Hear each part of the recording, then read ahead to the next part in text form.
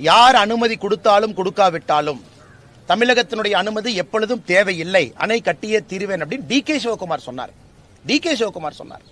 மத்திய அரசு என்ன சொல்லுச்சு, நீ அணை கட்டணுமா எல்லா மாநிலத்தையும் கலந்து பேசு, அதுல யாராச்சும் ஒருத்தர் அப்செக்ட் பண்ணா கூட அணை கட்ட முடியாது என்று தெளிவாக சொன்ன பிறகு டி.கே. சிவகுமார் அவர்கள் இதை அரசியல் பிரச்சனையாக இதற்கு எடுத்த பிறகு நான் சொல்வது, தமிழகத்தினுடைய முதலமைச்சர் இதை எதிர்த்து ஒரு குரல் கொடுத்தாரா?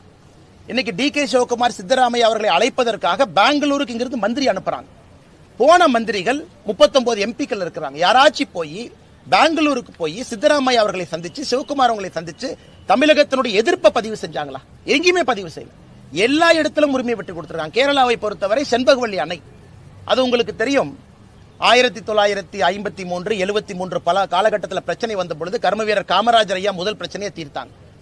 இரண்டாவது பிரச்சனை வந்த பொழுது புரட்சி தலைவர் டாக்டர் எம்ஜிஆர் ஐயா அவர்கள் தமிழகத்தினுடைய பணத்தை தூக்கி கேரளா கொடுத்தாங்க, ரிப்பேர் பண்ணிக்கணும். அதன் பிறகு கேரள அரசு என்ன சொன்னாங்க, நாங்க எந்த காரணத்துக்கும் விடமாட்டோம் என்று சொல்லிய பிறகு திமுக தன்னுடைய தேர்தல் வாக்குறுதியில 84வது பாயிண்ட் செண்பகவல்லி அணையை சரி பண்ணுவோம்னு சொல்லியிருக்கிறாங்க. அது சம்பந்தமா பேசினாங்களா? இப்ப சகோதரருக்கு தெரியும், ஒரு மாநிலத்தினுடைய முதலமைச்சர் இன்னொரு மாநிலத்துக்கு போனாங்கன்னா என்ன பேசினாங்கிற செய்தி குறிப்பு பத்திரிகை நண்பர்களுக்கு கொடுப்பாங்க.